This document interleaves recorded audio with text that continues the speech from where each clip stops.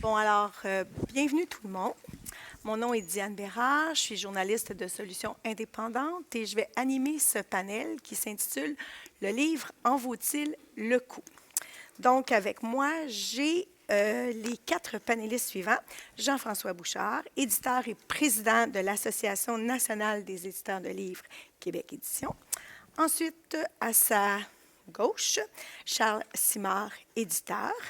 À la gauche de Charles, Isabelle Lemarchand, qui est libraire à Londres et présidente de l'Association internationale des libraires francophones.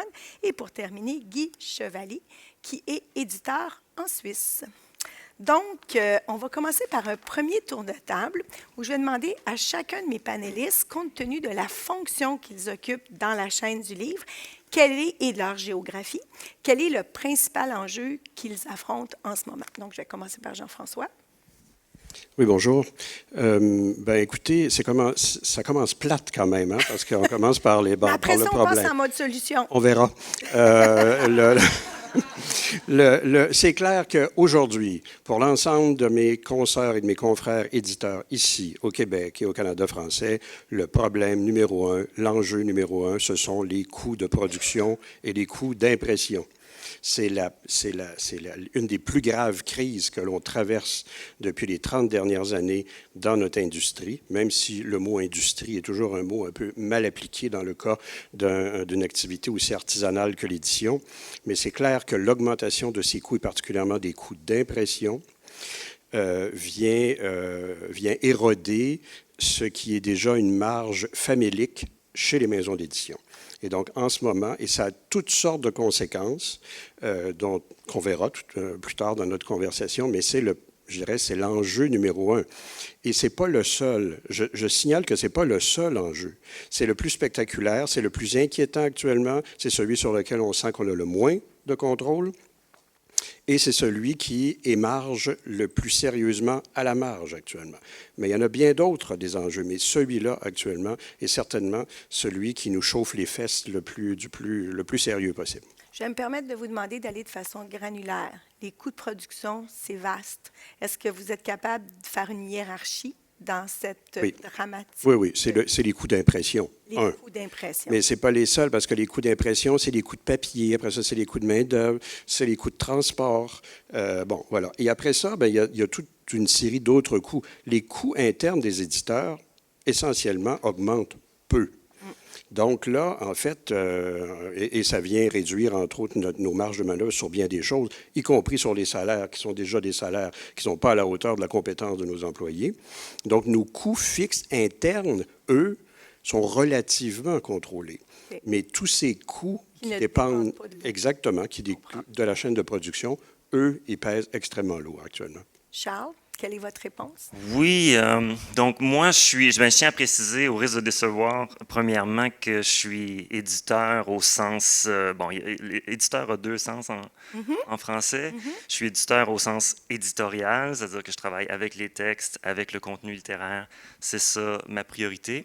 Puis je remarque que la table ronde, pour moi, est l'occasion de prendre conscience que j'ai tendance à éloigner de mes préoccupations les circonstances économiques où on se trouve pour vraiment me concentrer sur ce qui est littéraire, sur ce qui est artistique, sur ce qui est le contact avec les créateurs dont on dépend. Donc, il y a des informations que je n'ai pas. Par contre, j'ai vécu la pandémie comme tout le monde. Je l'ai vécu comme éditeur. Je m'occupe aussi comme je suis francophone puis je travaille pour une maison anglophone à Vancouver, je m'occupe de tout ce qui est traduction. Pas les faire moi-même, mais m'occuper de la coordination, les réviser et puis avoir un mot à dire pour celles qu'on choisit. Pendant cette période-là, mon défi, ça a été de maintenir la barre sur ces fonctions-là, de veiller à ce qu'on reste une maison dont la préoccupation est artistique, est intellectuelle, est représentative. Donc, moi, mon défi, ça a été de garder la barre, disons, intellectuelle et puis de m'assurer que disons, on perdait pas notre point de vue, puis on perdait pas notre place dans la culture de la Ça veut dire quoi, Colombie-Britannique. garder la barre intellectuelle? C'est quoi l'enjeu dans ça? Ouais. Ben, ça voulait dire continuer notre travail littéraire, c'est-à-dire regarder les auteurs, maintenir un contact avec les auteurs, les autrices, même si tout d'un coup on se voyait pas OK. physiquement. Ça a été, moi j'ai trouvé ça difficile. Ça, c'était un enjeu de Ouais. pandémie. Donc, cet enjeu-là n'est plus maintenant. Oui, ben, il est encore là parce que il est encore là pour moi parce Oui? que je travaille encore à la maison. Je travaille au bureau OK. tous les jours. OK. Comme bien des gens, je me suis relocalisé à la maison. Je me suis aussi personnellement relocalisé à Montréal après 6 ans à Vancouver avec les mêmes fonctions. Donc, vous avez encore cet enjeu-là de maintenir. Pour moi, c'est toujours en virtuel, alors que c'était tellement important pour moi quand je démarrais un projet avec un nouvel auteur, une nouvelle autrice, de rencontrer la personne, d'aller prendre un café, même avec un collaborateur pour une préface ou un traducteur, traductrice, de les rencontrer. Et puis là, il se passait quelque chose. Est-ce qu'il y a un coût économique à cet enjeu-là? Parce que j'essaie de faire le lien. Le fait que vous ayez une distance physique avec les auteurs, vous dites, moi, ma préoccupation, c'est de garder la barre haute intellectuellement, culturellement. Est-ce qu'il y a un défi économique lié à cet éloignement-là qui s'est installé? Oui, sans doute. Le défi économique, c'est de conserver nos acquis, de conserver nos bonnes relations avec les artistes, les auteurs avec qui on travaille, malgré cette distance, malgré cette sorte de virtualité-là de la communication. Et puis, de prendre les occasions comme celle-ci au salon pour rencontrer les gens quand c'est possible. On a des auteurs qui sont à Montréal. Dans ce temps-là, effectivement, je peux aller les rencontrer, je peux faire des liens. Est-ce que vous passez des occasions d'affaires parce que justement c'est virtuel, puis là, les auteurs peuvent vous glisser entre les mains puis aller voir d'autres éditeurs? Est-ce qu'il y a un risque comme ça? Bonne question. J'ai pas l'impression. On n'a pas manqué de textes pendant la pandémie. Même les textes de théâtre, ça, c'était Donc, ça ne se particulier. répercute pas sur l'offre, Ouais. ou en tout cas ce que vous... Ça aurait pu être dangereux pour le théâtre, parce qu'effectivement, on publie énormément de théâtre. Talon est reconnu, entre autres, comme éditeur de théâtre. C'est toutes des pièces qui ont été représentées. Puis pendant la pandémie, il n'y avait plus de théâtre, il n'y avait plus de représentation. Il y avait quelques essais ici et là en ligne, mais le milieu du théâtre a souffert terriblement de la situation. Maintenant, c'est reparti. Mais on a réussi, avec les textes qu'on avait en banque, avec les représentations, à continuer à publier, puis à maintenir. On fait 4 pièces par saison, 8 par année. On a réussi à maintenir ça. Je sentais que c'était un petit peu plus exigu, là, qu'on aurait eu de la difficulté à trouver un 9e puis 10e, par exemple, parce que les représentations avaient été toutes arrêtées. Mais ça, c'est un exemple peut-être de conséquences économiques. Ouais. OK. Isabelle, je me tourne vers vous. Oui, merci. Ça marche. Merci de nous donner la parole. Donc, en fait, c'est principalement, je parle au nom des librairies. Pardon. Des librairies francophones de l'étranger, donc. L'association que je représente regroupe une centaine de librairies francophones à travers le monde, qui ont toutes, bien sûr, des enjeux propres en fonction de leur situation géographique. On n'a pas les mêmes selon qu'on est à Madagascar ou qu'on est à Copenhague.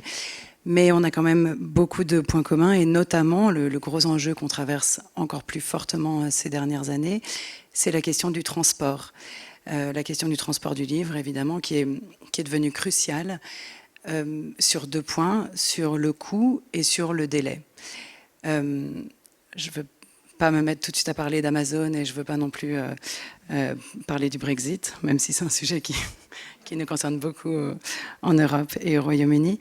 Mais c'est vrai que, quelque part, ça veut dire que la situation des librairies francophones de l'étranger est complètement redimensionnée, et nos ratios d'exploitation, je suis désolée d'utiliser ce terme un peu barbare dès le matin, mais en fait, c'est ce qui fait que tout à coup, quand le transport prend une part tellement importante dans nos librairies, soudain, toute l'économie d'une librairie est remise en question. Donc voilà, donc le coût du transport a vraiment été le problème majeur. Ouais. Guy, quel est votre enjeu?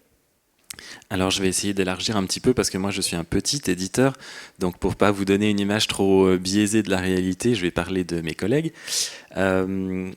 Ben, la Suisse, en fait, c'est un petit marché. On n'est que 2 millions de personnes à parler en français, donc on regarde toujours vers la France, évidemment, si on veut pouvoir vendre suffisamment pour que l'activité se suffise vraiment à elle-même. Et c'est pareil pour les germanophones qui regardent en Allemagne. Donc une des difficultés qu'on a, c'est d'être une sorte de Janus qui regarde dans deux directions opposées. Et il y a une forme d'étanchéité qu'on essaye de rendre moins rigide, mais quand même, on l'a vu par exemple pendant le Covid, en fait, pour les francophones, le livre était un bien de première nécessité, pour les germanophones, non. Et donc les librairies sont restées fermées. Il fallait faire du click and collect, et puis c'est tout. Donc, on essaye, pour ce qui est des francophones, de se concentrer sur l'exportation pour ce qui est des principales maisons d'édition.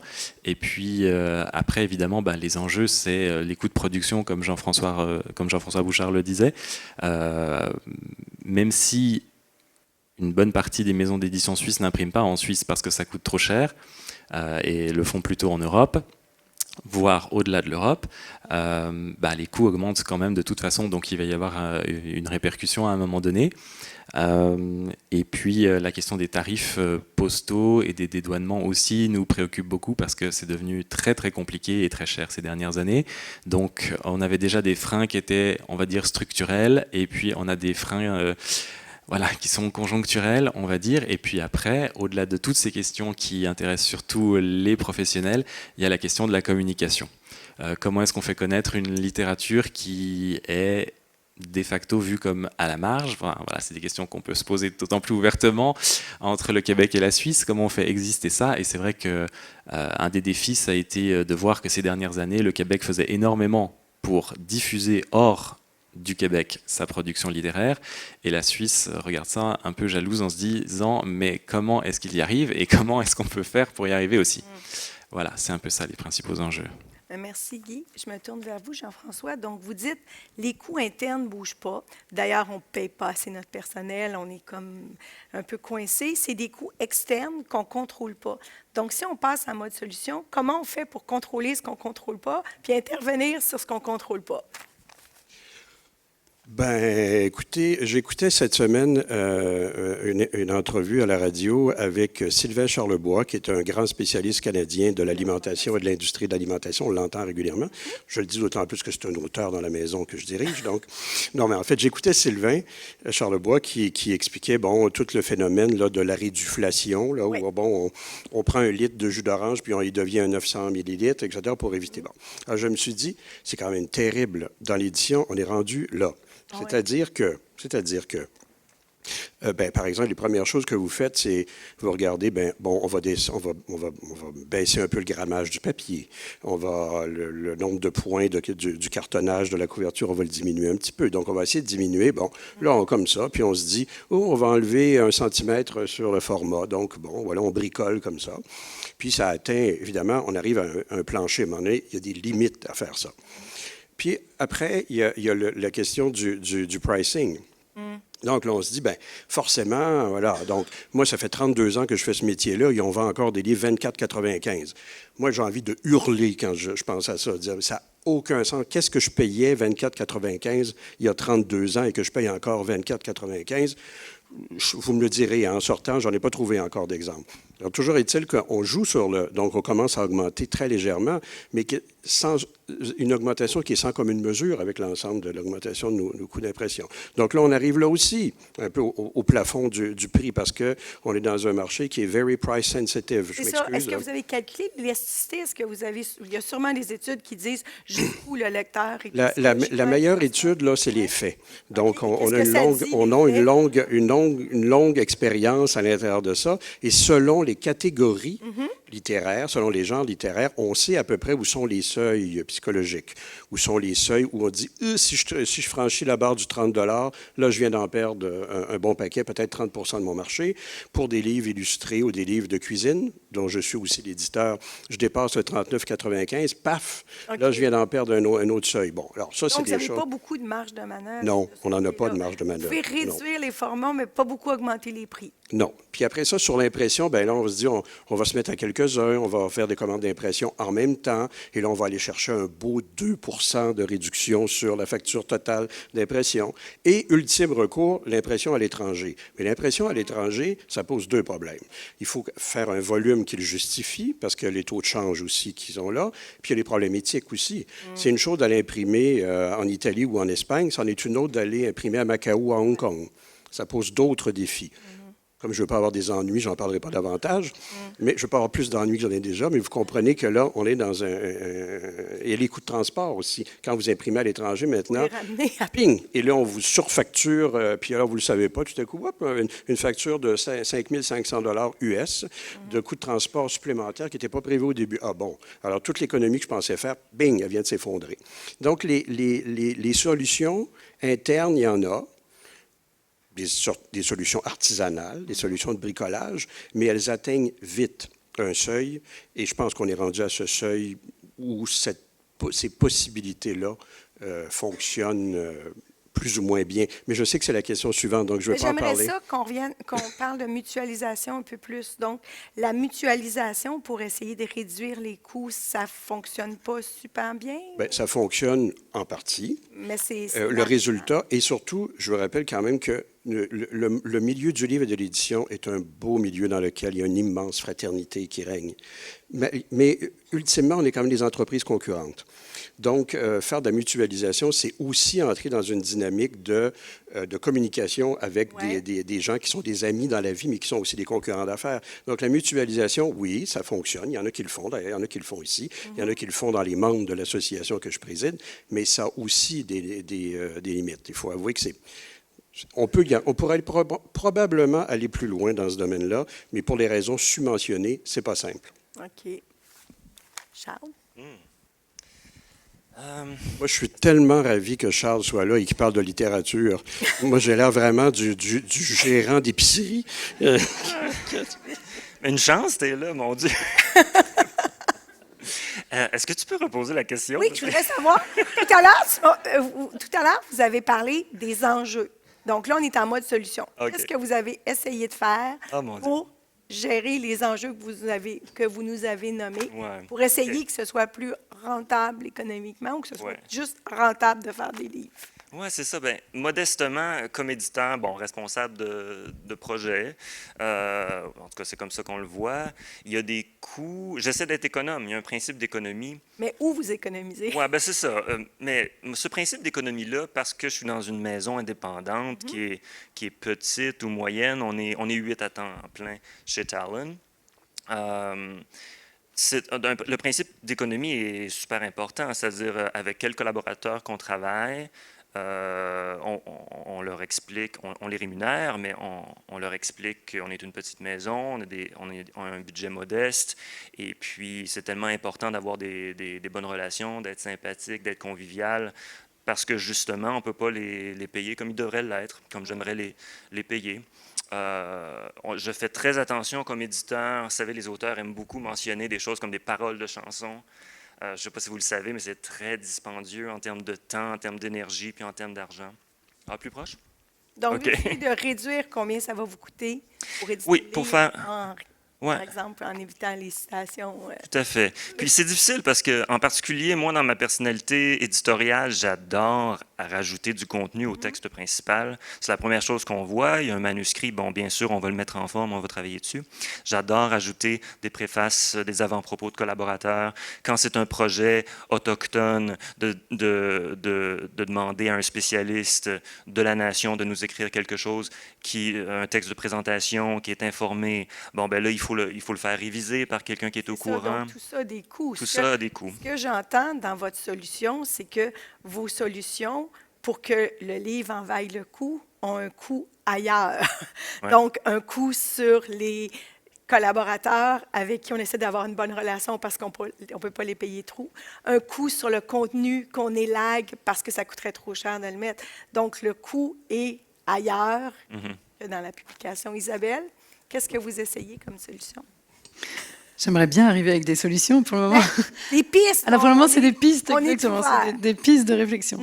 Mais sur la question du délai du transport, effectivement, j'aimerais moi aussi beaucoup parler de littérature, en fait. Hein. Les libraires, c'est difficile de Mais parler c'est un panel économique, vous pouvez parler de littérature, bien sûr. Mais non. Donc en fait, ce qu'on est en train de mettre en place, et ce qui est quand même un petit pas vers quelque chose j'espère, qui va être plus concret. Tous les libraires francophones de l'étranger, donc par définition, nous n'avons pas de conditions commerciales qui nous unissent auprès des distributeurs. Donc il y a un espèce de Far West. Enfin, en tout cas, il y a quelque chose qui est pas cohérent, enfin qui est pas universel pour tous ces libraires de l'étranger. Donc on a réussi là depuis 18 mois, à force de réunions assez intéressante, de réunir autour de la table des acteurs du livre qu'on n'avait pas pu réunir précédemment, donc, notamment en France, donc le ministère de la Culture, l'organisation qui s'occupe du transport du livre, et puis les directeurs des gros groupes de distribution français. Je dis des gros groupes, mais il y en a de moins en moins, comme vous savez peut-être ce qui se passe en ce moment en France. Et puis on a construit une charte qui permet, que tous les distributeurs ont signé, qui permet de reconnaître le travail qualitatif des libraires de l'étranger et pas uniquement le travail quantitatif. Et donc les distributeurs s'engagent dans cette charte à considérer le travail réel des libraires de l'étranger et en ce sens à réduire leur délai de préparation. Ça, c'est pour revenir sur la question des délais de transport, pour qu'au moins dans le transport, on parte du délai de préparation chez les distributeurs. C'est-à-dire que le moment où les livraisons ne sont pas encore mises dans les mains du transporteur, en fait, ce premier délai-là doit être raccourci. Donc, en fait, c'est une considération un peu plus importante qu'ils peuvent prêter aux libraires de l'étranger, puisqu'on représente finalement une vitrine de toute l'édition francophone. Mais l'engagement, c'est du quoi monde. exactement, l'engagement dans la... J'essaie de comprendre, parce qu'ils reconnaissent le travail qualitatif, mais ils s'engagent à quoi envers vous? Alors, mais c'est très intéressant, c'est de rentrer dans la finesse de la question. En fait, ils s'engagent, c'est vrai que ça reste quelque chose de tout à fait, avec des contours assez flous, mais qui sont déjà mieux que pas de contours du tout. Mais ils acceptent d'entrer dans un cadre de négociation. Ils acceptent de dire, on reconnaît que vous faites un travail qualitatif, donc on ouvre la porte à travailler sur la question de ce délai, de raccourcir pour vous, de vous mettre en libraire prioritaire, comme si vous étiez un libraire parisien, ce qui est le summum. Et puis d'aborder aussi la question des remises. Enfin, c'est pas ce dont on est en train de parler, mais de regarder ça de façon... Donc, maintenant, ils ont signé un document. Sur nos délais de préparation. Donc, les délais de préparation, c'est une fois que le livre est imprimé, le temps de le mettre dans la boîte puis de l'expédier. Une fois que la commande est passée, une fois que le libraire a passé sa commande, donc exactement. la préparer le plus rapidement possible pour pour le mettre à disposition du transporteur. OK. Donc, on va se pencher, les éditeurs disent, on va se pencher sur ça, puis on va regarder ce qu'on peut faire pour être plus efficace dans nos délais de préparation. Oui. Okay. Que l'export ne soit pas le donc, dernier de vous avez quand même réussi à mettre le sujet sur la table, à en discuter, puis à dire, on est une force, on est à travers le monde, on veut que vous nous considériez, puis il faut que les livres arrivent plus vite. Absolument. OK. Voilà. Guy? Alors, des solutions, c'est un peu difficile. Enfin, sur la question des coûts de production, encore une fois, les enjeux sont un peu les mêmes. Il y a des adaptations qui se sont faites à la marge, mais c'est vrai que la plupart des maisons d'édition se demandent combien de temps ça va durer et ont bien conscience qu'on ne reviendra pas au niveau de coût de départ, probablement. Donc, il va falloir trouver effectivement des solutions sur le long terme pour faire face à cette augmentation-là, sachant que en Suisse, on est déjà considéré comme un îlot de cherté où voilà, c'est les maisons d'édition, même celles qui ont des catalogues qui publient 40 livres par année, en général, elles ont un nombre de collaborateurs, collaboratrices qui se comptent sur les doigts d'une main. Donc, on ne va pas aller beaucoup plus loin. On demande déjà beaucoup, en fait, au personnel à l'intérieur des maisons d'édition. Moi, ça me questionne toujours aussi quel est le rôle des pouvoirs publics par rapport à ça, dans le sens que tout le monde voudrait avoir des livres de qualité, mais on est relativement tranquille à l'idée de laisser les structures qui sont censées les faire se débrouiller avec une certaine précarité. Par exemple, on n'a pas de subvention vraiment structurelle, comme ça existe ici, je crois, pour les maisons d'édition. Donc on y va livre par livre. Alors après, des fois, il y a des processus de facilitation des conventions. Mais il va falloir avoir un certain nombre de titres par année, par exemple. Donc, c'est aussi des questions qui entrent en contradiction avec les enjeux de développement durable. Enfin, moi, j'aimerais bien qu'on en parle si on arrive avant la fin de la rencontre, parce que c'est une question qui me tient à cœur. Donc, voilà, pour la partie plus économique, on fait avec, on attend de voir. Et puis, pour ce qui est des enjeux plutôt de visibilité, de distribution à l'étranger, il y a des efforts de mutualisation qui sont faits, mais c'est très, très compliqué quand même. Enfin, ça marche en Suisse, parce qu'on est un petit territoire, qu'évidemment on se connaît parmi, donc on peut se rapprocher un peu sur des projets ou former des sortes de familles à l'intérieur de la grande famille, mais oui, ça a quand même ses limites. Des choses qui sont faites qui n'existaient pas avant, c'est des efforts de visibilisation. Et ça, je pense qu'il y a aussi eu l'effet Covid qui a aidé. Parce que c'est vrai que tout à l'heure, on a évoqué aussi des plateformes de commandes, par exemple, des choses comme ça. C'est en train de se mettre en place, mais en Suisse romande, on n'avait pas une structure centralisée.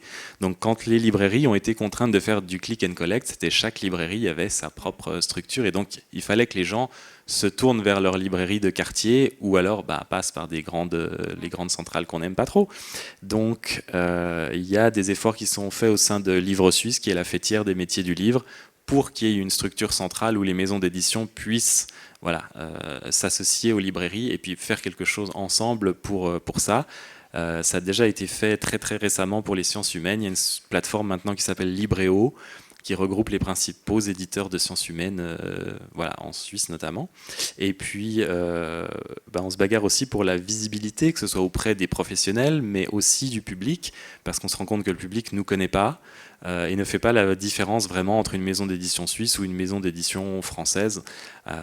Donc, depuis 2 ans maintenant, on a un magazine de l'actualité du livre en Suisse, qui est une initiative de notre secrétaire général, Olivier Babel, qui a mis ça en place justement pour que ce soit, pour l'instant en tout cas, c'est un produit gratuit qui est donc à disposition dans les librairies pour que la clientèle se familiarise aussi un peu avec les sorties et qu'on ne soit pas strictement tributaire de la place que les médias peuvent nous donner, sachant que on a ce problème que les médias vont parler de nous, mais vont parler aussi de l'actualité du livre française, etc. Donc on est toujours en train de se bagarrer pour obtenir de la place. Exactement. Quand j'ai fait la discussion avec Isabelle avant qu'on commence ce panel, elle a mentionné un mot, surproduction. Donc, vous êtes une chaîne. Il y a des éditeurs qui choisissent d'éditer des livres. Il y a des libraires qui les vendent. Isabelle mentionnait, on a peut-être un problème de surproduction. Parce qu'en économie, à un moment donné, quand on a des coûts, on a des revenus, puis des fois, plus on produit, plus ça nous coûte cher. Puis si on ne le vend pas, bien évidemment, c'est des pertes. Donc, je lance la question, est-ce que derrière les enjeux économiques, on a aussi un enjeu de surproduction? Est-ce qu'on produit trop de livres? Et Guy disait, on a une tyrannie de l'innovation. Donc, il faut constamment qu'on produise des nouveaux livres pour que les gens les achètent, parce que les vieux livres, les gens ne veulent plus les acheter. Donc, économiquement, est-ce que ça rentre dans la donne que le livre en vaut peut-être pas toujours le coup parce qu'on produit trop de livres? Donc, je lance la question. Je vois Jean-François hocher la tête. Qu'est-ce que vous avez à dire? Est-ce qu'on ferait ce serait plus rentable si on ne produisait pas autant de livres? Non. OK. Donc, on ne produit pas trop de livres. Non, peut-être. Mais de faire une équation sur la diminution de la production avec l'augmentation de la rentabilité, ça me semble une équation très simpliste. Parce que chaque fois que vous produisez, il y a des coûts. Il y a des coûts, effectivement. Malgré tout, là, je me situe dans ma posture d'éditeur québécois et canadien-français, qui, au cours des 40 dernières années, on est une activité qui, c'est vrai, s'est beaucoup développée en volume, mais on avait aussi un immense retard culturel, social aussi à ce niveau-là. Donc, moi, à chaque fois qu'on évoque cette question-là, il y a quelque chose dans mon dos qui barre. J'ai vu une petite réaction. Parce que je me dis, on est sur un élan de développement et de croissance de notre activité éditoriale qui donne la parole à de plus en plus d'auteurs, de créateurs, de scientifiques, de penseurs, etc., illustrateurs. Donc, bon, est-ce que j'ai envie de mettre le frein? Qui va mettre le frein? Comment on va faire ça? Je ne le sais pas. Mais si j'étais dans la peau de notre collègue ici, j'aurais exactement le raisonnement. Je me disais, bien, comment je peux faire exemple au Québec avec les 5 à 6 000 nouvelles références qui s'ajoutent, avec les 25 à 30 000 références étrangères en français qui débarquent sur le marché? Comment, diable, peut-on gérer ça, même d'un point de vue, bon, simplement pratique dans une librairie, mais d'un point de vue de l'éditeur, qui est du côté du créateur, disons ça comme ça? C'est une question que je trouve difficile. Et encore une fois, la diminution du nombre de titres ne veut pas dire l'augmentation de la rentabilité titre par titre. Il va y avoir une proportion des titres qui vont toujours faire une belle rentabilité et la grande proportion qui vont faire une faible, voire une rentabilité qu'on appelle négative. J'ai toujours trouvé cette expression-là savoureuse en économie, la rentabilité négative. Ça, c'est de la perte. Hein? J'allais dire ça. C'est un très beau mot pour la perte. Oui, j'ai toujours trouvé que les économistes sont... Donc là, ce que je comprends, c'est que idéologiquement, émotivement, pour vous, c'est inconcevable qu'on produise moins de livres parce qu'il y a comme un élan que vous ne voulez pas arrêter, mais vous comprenez que pour les libraires, ce n'est pas toujours la joie d'être inondé comme ça. Isabelle, j'aimerais ça que vous repreniez le raisonnement qu'on avait commencé dans le... Oui, bien sûr. En fait, c'est vrai que c'est à double tranchant parce qu'en même temps, cette profusion, enfin... Là, je viens de passer une semaine à découvrir tous les catalogues des éditeurs québécois. C'est absolument merveilleux et j'ai envie que soudain ma librairie se transforme enfin donne une place énorme à l'édition québécoise. Je trouve que j'ai l'impression de tomber encore dans un nouveau monde que je ne travaillais pas assez, mais vraiment je me réjouis d'arriver. La question de la surproduction, elle est difficile parce qu'elle fait vraiment partie intégrante de notre métier de libraire, quand on choisit des livres, quand on choisit ce qu'on va mettre en rayon, de ce qu'on choisit d'offrir. Donc en fait, c'est aussi notre métier, c'est vraiment la base de savoir faire des choix, de savoir trier, etc. Elle questionne encore plus les librairies de l'étranger parce que il y a aussi la question de l'écologie du livre, en fait, de tout ce transport du livre, de tous ces livres qui sont imprimés, qui circulent, qu'il faut après renvoyer, qui sont invendus. Enfin, mais évidemment, dans la rentabilité de l'éditeur, évidemment qu'il faut qu'il y en ait quelque part le plus possible, en fait, pour qu'ils existent, pour qu'ils aient une place. Et la question, c'est est-ce qu'il y a de la place partout, pour tous? Et est-ce que quelquefois, le même livre n'est pas... alors là, je parle peut-être plus en littérature, mais il y a certains domaines où il y a 2 livres vraiment similaires dans 2 collections différentes. Peut-être qu'on peut dire ça, mais encore, je n'ai pas toute la légitimité pour parler de ça, mais c'est vrai que c'est une question qui reste entière, mais en tout cas qui prend beaucoup de place dans le métier du libraire, en fait, cette question du choix. Et là, ce que je comprends, c'est que dans la chaîne, les intérêts sont différents par rapport à la réponse à cette question. Bien sûr.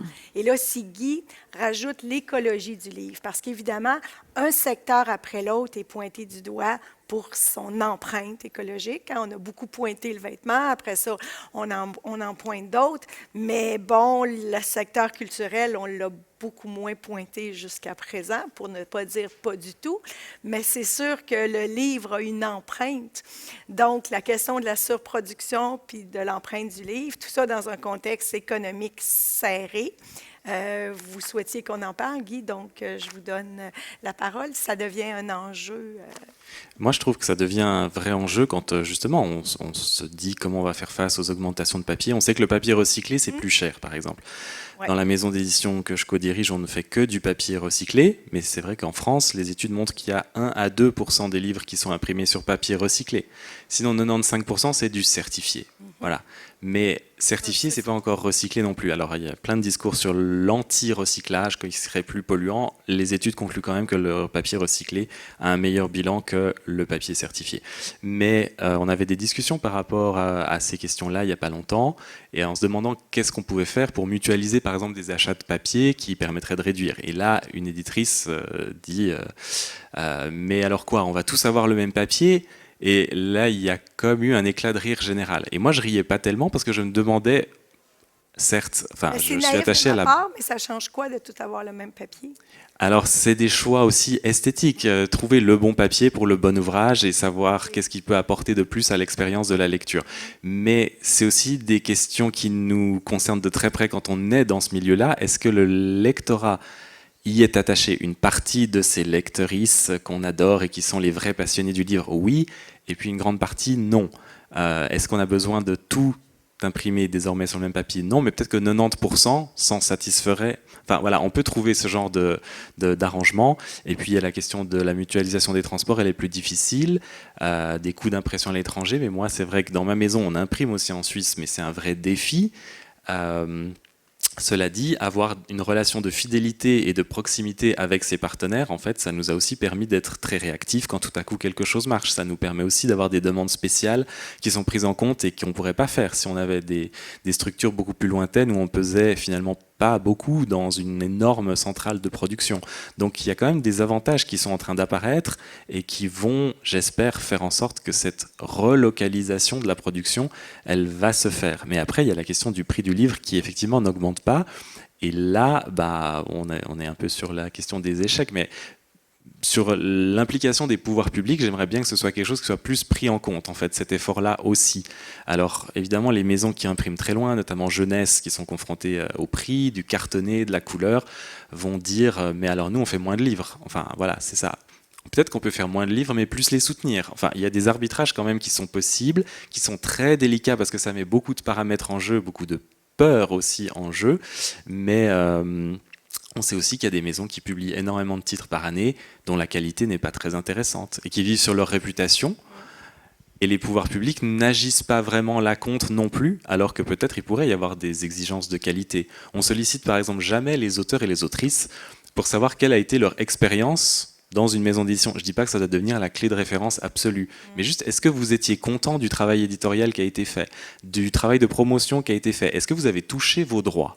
Enfin, il y a beaucoup de, je pense, d'auteurs, d'autrices qui répondraient non à une, deux, voire trois de ces questions. Voilà, on peut se demander ensuite pourquoi est-ce que les pouvoirs publics ne prennent pas, par exemple, ce genre de paramètres en compte. En tout cas, moi, c'est un credo personnel. Donc, credo personnel. la question sur les pouvoirs publics, ce qui m'amène au financement. Donc, est-ce que le financement tel qu'il est conçu, le Guy dit, ben, il faudrait peut-être regarder la qualité et peut-être ajuster le financement à la qualité des maisons d'édition. Est-ce que le financement est adéquat? Je suppose que la réponse est non, mais comment pourrait-il être plus adéquat? Alors, effectivement, la réponse est non, non et encore non. Le financement, il n'est pas adéquat pour les raisons qu'on vient de nommer. Je rappelle qu'au moins pour ramener ça sur le périmètre de l'industrie nationale, dont j'ai en partie la responsabilité, on est déjà dans une industrie qui est financée. Hein? Donc, on reçoit des subsides du gouvernement canadien et du gouvernement québécois. Et c'est ces subsides que parfois des gens regardent un peu comme ça. Pourquoi ils le regardent un peu comme ça? Ben parce que, là, vous savez, ce qu'on peut dire sur les industries culturelles, on est toujours des quêteux, puis on va toujours ramasser. Bon. Alors, ça, on s'en balance un peu. Au-delà de ça, d'autant plus qu'il devrait aller voir du côté du cinéma et de la télévision, il verrait que la proportion de risque qu'un éditeur prend est pas mal plus grande que celle d'un producteur de cinéma et de télévision. C'était retenu et payé par l'Association des éditeurs. Donc, on reçoit parce que, entre autres, on est particulièrement dans le domaine de la francophonie sur un déficit de marché, d'une certaine façon. On est sur un tout petit marché. Et encore, je veux dire, moi, beaucoup de sympathie fraternelle là, pour nos collègues suisses et belges. Donc, non. Moi, ce qui me révulse, c'est pas parce qu'on a une oreille attentive de la part de l'État. C'est pas vrai que, en tout cas chez nous, on peut pas dire que l'État est sourd, y compris. Donc, on vous écoute. On nous entend. Mais moi, ce qui me profondément, oui, on m'entend. Mais non, je pense même qu'on nous écoute. Okay. Non, sincèrement, on nous écoute vraiment, avec beaucoup d'empathie. Moi, ce qui me révulse, ce qui m'ulcère, ce qui me rend rage, c'est qu'on arrive dans une situation de crise dans laquelle on tente d'aller chercher du financement supplémentaire, mais ce n'est pas du financement supplémentaire qui va contribuer au développement éditorial, au fond de notre métier. C'est un financement supplémentaire qui va être là pour compenser des dépenses qui ne reviennent pas dans le développement même de nos métiers. Je veux dire, moi, si... Juste pour que je comprenne. Donc, Bien, ça va on m'aider à vous payer mes accorde- factures C'est d'impression. ça, mais vous souhaiteriez du financement à la mission, donc, Exact. et non pas du financement Que nous aux avons déjà. infrastructures Mais et à votre production. Et ça fait des années qu'on le réclame, l'augmentation de ce financement-là, pour le fond du métier. Pour le fond Est-ce du qu'il métier. existe déjà, vous en voulez plus ou il n'y en a pas? Il y en a, Mais pas beaucoup. et on en a besoin de... J'aimerais ça vous dire, j'en veux moins. J'aimerais ça même vous dire, j'en veux pas du tout. Il n'y a personne qui dirige une entreprise, fût-elle une entreprise d'édition, qui est content de faire ça, ultimement. On en a besoin. C'est une industrie culturelle, c'est ça. Donc, c'est là que vous dirigeriez les sommes supplémentaires du côté de la Oui, mais la réalité, c'est que ce que je vais recevoir de plus, ça va venir compenser en partie Ouais. mes augmentations de coûts qui ne contribuent pas, sinon à maintenir mon niveau d'activité, au moins, mais ça ne contribue pas à ce que Charles fait. à votre mission. Je comprends. C'est fin, merci. Alors, Charles, le financement? Ouais, le financement, je pense que dans le cas de notre maison, une petite maison indépendante, c'est à peu près 50% de nos revenus qui proviennent de subventions. Donc, je serais en mauvaise posture pour la critiquer sévèrement. Une chance que ces subventions-là sont là, une chance qu'il y a des mécanismes à la fois au niveau fédéral qu'au niveau provincial pour nous aider, tant dans la traduction. Je veux dire, la traduction survivrait très mal si ce n'était pas des subventions, une chance qu'on les a. Puis Talon, je ne sais pas si ça s'applique à un peu tout le monde, mais Talon a été extrêmement chanceux. Je pense qu'il y a juste une dans les dernières années. Moi, ça fait 10-11 ans que je suis là. Il y en a juste une qu'on n'a pas eue. Puis même là, je soupçonne une erreur de notre part dans le formulaire. Donc, ce que je comprends, c'est que de votre côté, ouais. ça va plutôt bien. Ben, une chance qu'ils sont là. Maintenant, des subventions, s'il y en avait... Oui, je comprends. Il faut, comme éditeur, il faut accepter de travailler beaucoup pour peu.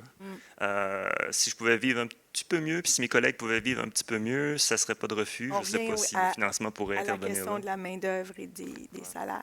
Isabelle, comment le financement est structuré pour vous, puis comment vous aimeriez qu'il soit structuré? Alors, on a beaucoup de chance en France, puisqu'il y a effectivement des subventions qui existent. Il y a des subventions pour le transport du livre, pour le grand export, enfin pour tout ce qui n'est pas Europe. Donc il y a des aides, oui, il y a des aides vers les dom-toms, il y a des aides qui existent par le ministère de la Culture. Il y a des aides aussi du Centre national du livre pour les librairies francophones de l'étranger. Bien sûr, on pourrait dire, et je le vois bien parce que je participe aux commissions qui s'appliquent à distribuer ces aides, qu'en fait c'est toujours trop peu, c'est à la fois merveilleux et c'est toujours trop peu parce que quand il y a une crise au Liban, quand il y a une crise au Mali, ou bien, enfin, donc à chaque fois c'est toujours des choix cruciaux, c'est extrêmement difficile. Et la conclusion, c'est que il y en a aussi marre de faire un métier où on a besoin de subventions pour exister, en fait. Parce que finalement, enfin, moi, j'ai une petite entreprise privée et je suis dégoûtée de devoir attendre des subventions pour pouvoir être à l'équilibre. Enfin, il y en a marre que la culture, ce soit quelque chose qu'il faut soutenir parce que sinon, ça ne tient pas tout seul. En fait, ça, c'est... Enfin voilà, donc ça c'est quelque chose vraiment que je trouve dur. Et en même temps, évidemment, c'est quelle chance d'avoir ça. Je pense qu'il y a quand même quelque chose d'autre, parce qu'il y a toujours quelque chose au bout d'un moment qui peut être un peu absurde dans la subvention, c'est que nous aussi on se retrouve quelquefois à avoir des budgets ou à avoir des subventions qui permettent de développer certains fonds, de développer certaines choses. Et à l'étranger notamment, c'est souvent pour pallier le fait que les instituts culturels de l'étranger ou les lycées francophones de l'étranger ne s'approvisionnent pas chez les libraires locales. Je ne sais pas si ça fait sens ce que je vous dis. Et donc, en fait, quelquefois, on se dit, plutôt que de demander d'avoir de l'argent qui arrive de l'État, est-ce qu'on ne pourrait pas sensibiliser les acteurs locaux à travailler avec leurs libraires, en fait. Finalement, comme... Oui, enfin, c'est un peu absurde, en fait. C'est-à-dire que ça pourrait être directement, si les gens sont sensibilisés et éduqués, en fait, à aller en librairie, à soutenir le commerce de librairie qui est en bas de chez eux, qui est en face de leur lycée, etc. Ça fait une énorme différence. En fait, ça, c'est vraiment extrêmement important.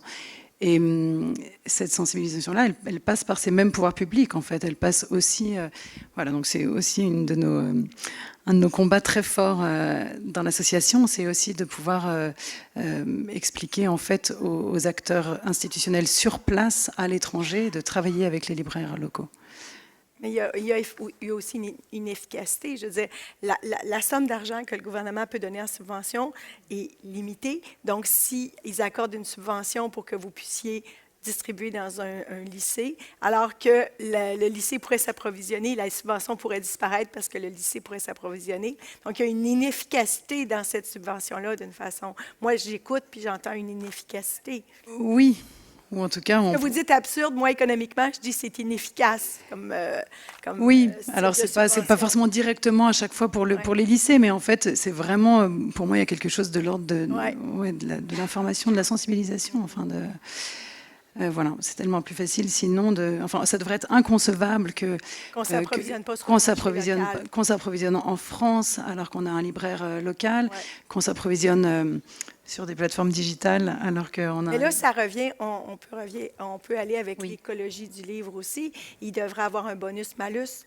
Donc, il devrait avoir une forme de bâton quand on fait ça, parce que écologiquement, ça n'a pas de sens non plus. Ça n'a pas de sens au niveau des pouvoirs publics, de l'argent public, puis ça n'a pas de sens écologiquement. Donc, il faut qu'il y ait un coût à faire ça pour qu'on cherche à faire autrement.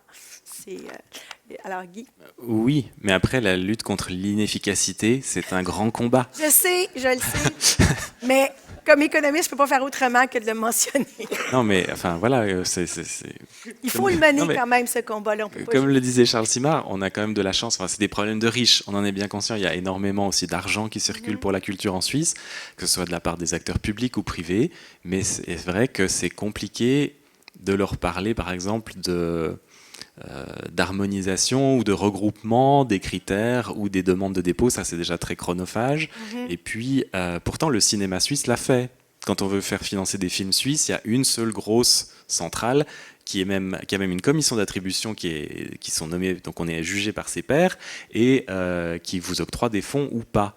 Et c'est vrai que pour le livre, il y a quand même cette idée que chacun tient son précaré, que la ville de X est très contente d'avoir son nom à la fin du livre, etc.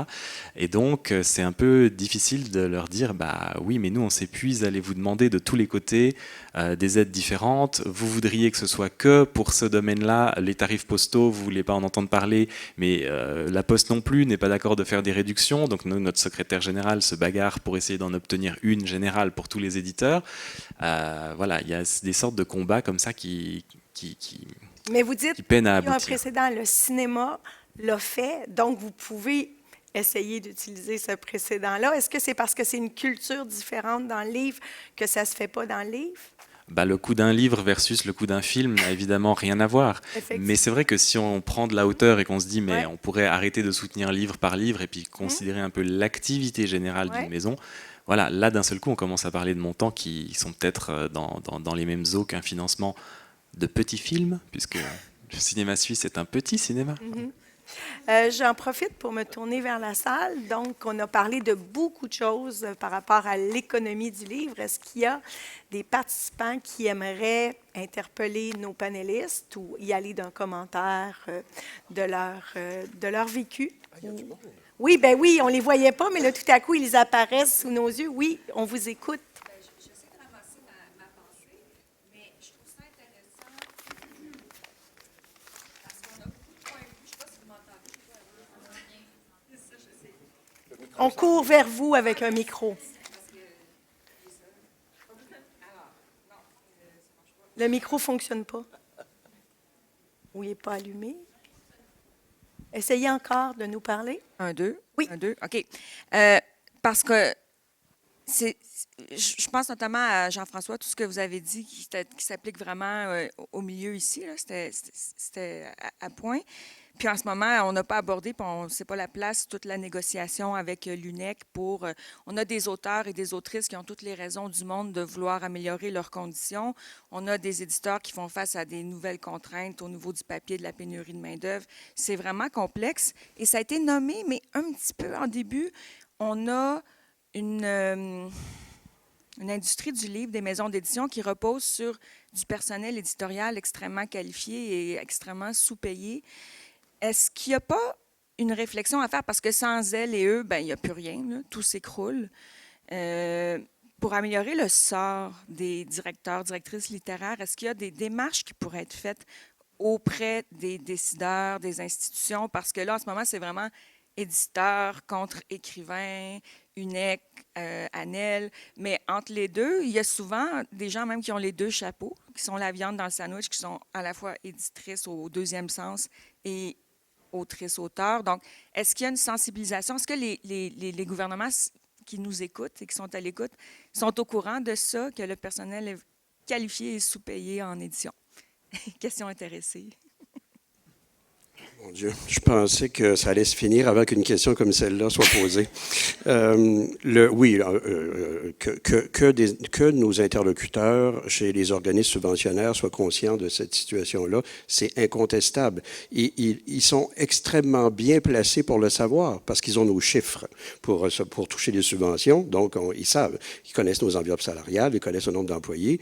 Il suffit de faire une règle de 3 et tout le monde comprend que, voilà. Donc ça, oui. C'est sûr que le contexte de la nouvelle loi sur le statut de l'artiste qui a été adoptée début juin dernier au Québec fait en sorte qu'il y a une nouvelle donne dans la relation entre les éditeurs et le syndicat des écrivains. Et donc, effectivement, c'est ce qui, actuellement, est un peu à l'avant-plan. Et c'est, effectivement, cette situation fait un peu, entre guillemets, puis ce n'est pas de la faute des auteurs, ce n'est pas de la faute du syndicat des écrivains non plus, mais ça met dans l'ombre l'autre portion, c'est-à-dire la face cachée de la Lune, qui sont les conditions socio-économiques des travailleurs de l'édition. Et ça, c'est une question qui a été peu, finalement, abordée. Je le répète, on est un métier d'artisanat et dans un univers mental économique de cet ordre-là. Bien qu'il y ait eu une professionnalisation considérable de notre industrie au cours des 40 dernières années, je crois que dans la tête moyenne, mettons que je suis représentant de la tête moyenne du milieu de l'édition, je dis oui, mais ultimement, on le fait parce que c'est une vocation, parce que c'est. Puis à un moment donné, c'est vrai que de temps en temps, quand même, il faut aller à l'épicerie. Et il faut payer son loyer ou son hypothèque si on a vraiment la chance d'avoir les moyens même d'en avoir une hypothèque. Donc ça, cette question-là est une vraie question. Et je pense qu'il y a un chantier là qui est ouvert. Je souligne au passage que Patrimoine Canada, actuellement, mène une importante enquête, un sondage auprès de l'industrie, justement pour être capable de mesurer l'ensemble des paramètres économiques de l'industrie. Et je pense que pour les éditeurs, éditrices, membres de l'association que je préside, répondez au sondage. C'est très important parce que ce portrait sur la situation socio-économique des travailleurs du milieu de l'édition, il n'est pas connu, finalement. Merci beaucoup pour votre intervention. Donc, c'est ici que se termine le panel de ce matin. Merci beaucoup d'avoir été là. Merci. Jean-François, merci Charles, merci Isabelle, merci Guy.